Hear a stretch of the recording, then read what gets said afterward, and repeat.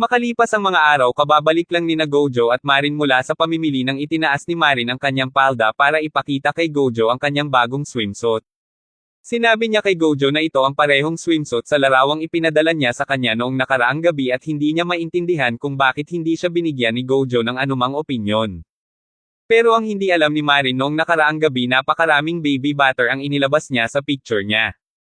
Alam ni Marin na may maanghang na nangyari at sinimulan niyang kulitin si Gojo para dito ngunit inutusan niya itong huwag hawakan dahil sabog na ang kanyang gintong at tsara. Pagkatapos ay tumulong si Marin na lumikha ng isang itim na bato para sa kanyang cosplay at natutuwa siyang malaman na siya ay kapaki-pakinabang na nagpapaalala kay Gojo kung ano ang naramdaman niya sa unang pagkakataon na naramdaman niyang kapaki-pakinabang siya para sa kanya. Noon pa lang gustong subukan ni Marin ang cosplay at kapag gusto niyang ipakita kay Gojo ang kanyang bagong bra isinara niya ito pabalik na pagtantong hindi niya suot ang gusto niyang ipakita.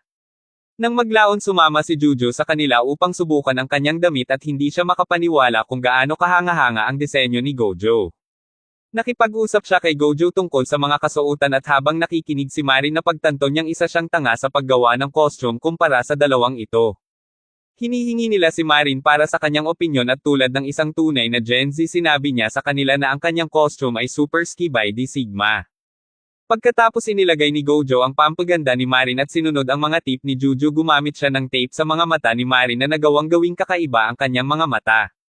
Nang sa wakas ay makita ni Marin ang sarili sa salamin tuwang-tuwa siya at sinimulan niyang hampasin si Gojo na ayaw maniwala kung gaano siya kahangahangang hitsura.